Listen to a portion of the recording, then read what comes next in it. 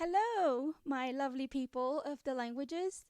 Thank you for tuning in to this special episode of our ATA Chinese Language Division podcast. I know I say this at the beginning of every episode, but this one is truly special. Trust me, please. In fact, it's not just a regular episode, it's a series of conference special episodes that will be coming to you one after another. As you may know, we just wrapped up another very successful ATA annual conference in Portland, Oregon about a week ago.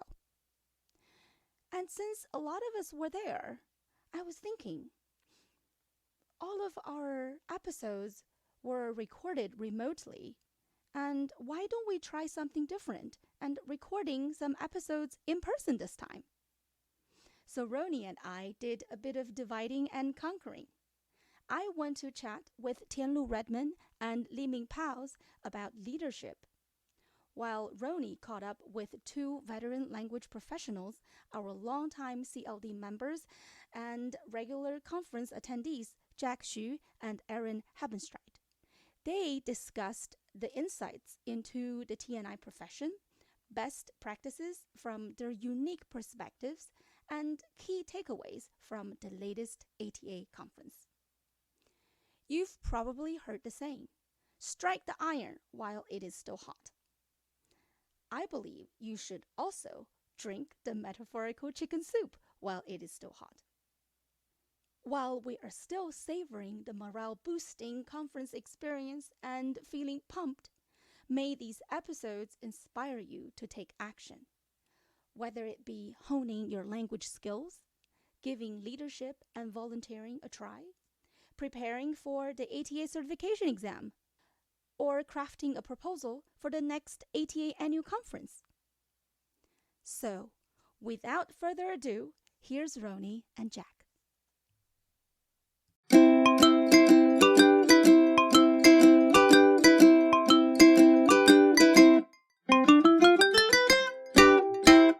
Hello, everyone. My name is Rony Gao, and I'm filling in for Jesse.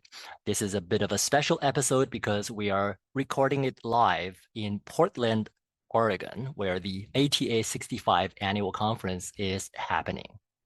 Our guest today has a very interesting and accomplished career as a language professional. Hongyan Xu, or Jack, is my fellow Torontonian. How are you, Jack? Good. I guess instead of me introducing you, why don't you tell our audience a bit about yourself and your career? Sure. Hello, everyone. My name is Jack. I am based in Toronto, Canada. I have just over 12 years of experience in the language services industry, combining roles in project management, usually large-scale projects such as service development, process improvement, technology implementation, those areas, and also marketing, branding, e-learning development, and service delivery. Currently, I hold a PMP certification and specialize in agile project management in the language services industry. And my journey has also led me through various roles in the industry, from managing interpretation and training services to implementing technology-driven language solutions. I am also an accredited Mandarin conference interpreter with the Translation Bureau of Canada, and I hold a Master of Conference Interpreting degree, same as Rony, from York University, and I'm also an experienced Chinese to English translator. See, I told you this is going to be a very interesting episode because Jack really has both the LSP's perspective as a manager and also as a linguist himself. Now, throughout the last 12 years, as you said, that's quite a long time. How do you think the landscape in the TNI sector has evolved? I can only speak to the landscape in Canada, where we're from. I think when I first joined the language services industry, it was primarily community interpreting and translation. Conference interpreting was not as active as other modes of interpretation. Community interpreting was heavily used in Toronto. Many settings required interpreters' assistance because there is a large number of non-English or limited English speaking people in Toronto. And obviously, these people need assistance in all aspects of their life, from education to healthcare, etc. Throughout the years, I've noticed a growth in conference interpreting demand, especially with COVID. Remote simultaneous interpreting, or RSI, became a very frequently requested service. Translation has also grown. The public sector has seen an increasing need to disseminate more and more information in multiple languages in areas of sanitation, healthcare, education. And recently, with the influx of refugees into Canada, that has become increasingly more important as well. So the industry is definitely growing. And that is a trend that I believe we all like to see. Yes, we do. To talk a bit more about your own career, would you pick one or two highlights, memorable moments, for example? Absolutely. I think the one that I immediately think of is the welcome and settlement of over 26,000 Syrian refugees to Canada. This was just over a 3-month period. And I've had to coordinate large interpreting teams to airports and hotels to support the federal government in this endeavor. That was a very intense period.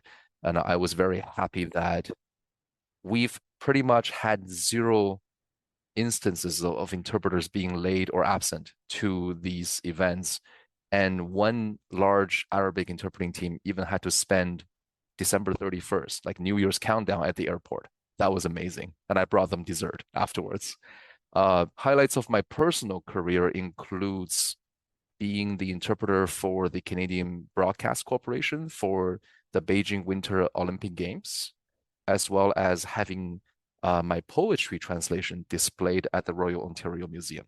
I do remember personally hearing your voice during the Olympic Winter Games opening and closing ceremonies. You were literally the voice of the Chinese head of state on TV for millions of Canadians. Congratulations on those achievements. Thank you so much. Do you still translate poems nowadays with ChatGPT and everything? Yes, it's funny that you mentioned that. ChatGPT definitely makes things easier. When I translate poetry into English, the intention for me is to convey not just the meaning of the words, but also the emotions that they evoke. But what I also like to do, which is almost like a requirement that I've placed on myself, is to ensure that the resulting poetic phrases also rhyme in English, just like they did in Chinese, which is quite difficult sometimes. But nowadays, I do use ChatGPT to help me with that by showing me alternative ways to express certain ideas and poetic phrases, but I always end up choosing the final result myself. So it's very interesting.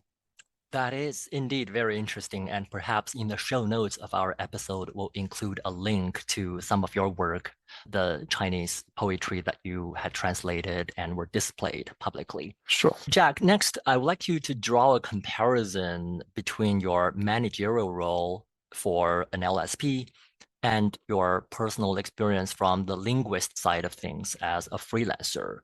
Do you have any insights about the different skill sets or responsibilities? And also, what are some overlaps between those two roles? Yes, absolutely.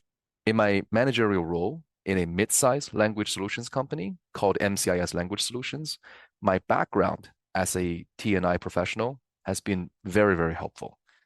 First and foremost, having worked as a freelance conference interpreter and translator myself, I'm attuned to the challenges that freelancers face, from workflow concerns to cost cutting to staying up to date on industry shifts and changes.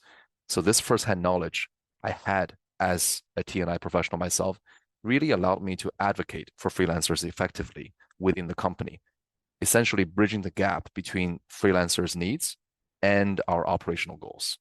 And by communicating this collective perspective to the organization, I've helped foster a more freelancer-friendly environment and kept our company attuned to certain changes in the field, which are often first felt and experienced by freelancers themselves. Additionally, my extensive network within the interpreting and translating world has been a valuable resource for my company as well.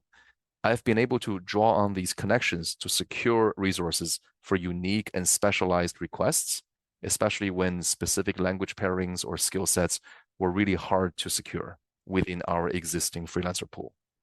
Our company primarily supports community interpreting requests, but when COVID hit, we saw a shift towards remote simultaneous interpreting. And more in-person events were moved to remote. Thanks to my conference interpreting experience, I was able to lead the effort in establishing RSI service at MCIS Language Solutions, ensuring that our team could adapt to and meet the growing demand for RSI service in the industry.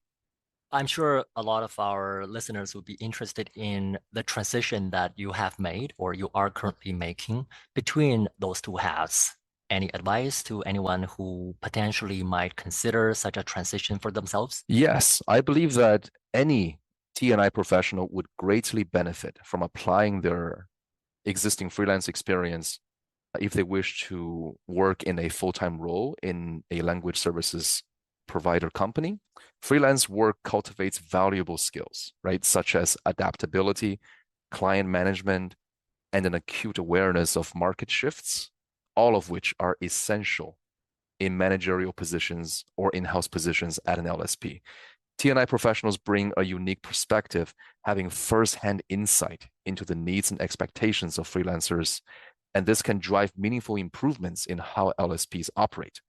By joining an LSP in a full-time capacity, T&I professionals can use their experience to enhance collaboration between the company and their freelance talent pool in roles such as service delivery management, vendor management, training and recruitment, making a significant impact on service quality, team cohesion, and really just the overall success of the company and the industry as a whole. So I think it's very important and very useful. Good to hear. Good to hear. Since we are a division under the ATA, and since we're recording this at the ATA annual conference, Jack, why don't you tell us about your experience with ATA and also the annual conferences? Yes, absolutely. My first ATA conference goes all the way back to 2012 in San Diego. I was fairly new to the industry, and that experience really opened my eyes to just how vast, welcoming, and friendly the freelance community is that defines our profession. And I was struck by how supportive and robust this network of professionals is. There is truly no conference quite like the ATA in Canada. So to this day, ATA remains my favorite conference to attend, one I look forward to attending every chance that I get. And since San Diego, I've personally really attended 4 ATA conferences, including Portland this year. Out of the ones that I've attended, my favorite one has got to be New Orleans in 2018. Yeah, like many others. Yes, absolutely. Just the atmosphere of the conference itself, combined with the unique energy of that city, made it an unforgettable experience. And I really hope to take my family back there one day. And to me, the ATA conference is primarily about making connections, networking, and meeting new friends. This year in Portland, it was really heartwarming to see that the Chinese language division itself is now larger and more welcoming than ever. And having taken a few years between each conference, it's interesting for me as well, because I also gain a personal perspective on myself each time I reconnect with friends at the ATA, because each rendezvous really allows me to reflect on my own journey. And I notice a little bit more growth, maturity, and gaining a bit more knowledge in the industry in myself every time I come to this conference. So I can almost use the ATA conference as a checkpoint in my own growth, which is very interesting. And I always leave these conferences with great memories and a strong sense of belonging. I'm very grateful to meet old and new friends alike from around the world. Thank you. That's very heartwarming to hear. Very well put as well. There's no better way to plug our association and especially the CLD community. Thank you for saying that, Jack. My pleasure. All right, Jack, before we let you go, I do have to ask one last question. I love the texture of your voice, deep radio broadcaster, like, what's your secret? Well, this goes back to the training that I received as part of the MCI program at York University. The professor, Master of Conference Interpreting program. Our professor, which we both share, Andrew, mentioned that the best interpreting voice is a 3 a.m. jazz radio station voice. And we had a lot of training speaking in this way, pretending that we are broadcasting in the middle of the night, because Andrew, our professor, mentioned that our audience has to listen to our voice in their ears, sometimes for 8 hours at a time. So you do want them to hear something comfortable. And I am personally a tenor vocalist myself. I sing in a choir. So I suppose that I've had some practice with voice control. That explains a lot, I think. Wow. Thank you. Look, Jack, it's been a pleasure reconnecting with you here. Although we are both based in the Greater Toronto area, we don't get to really sit down and have a chat like this. Very grateful for your time. It was my absolute pleasure to be here anytime, and it's always good to see you, Ronnie. Thank you so much.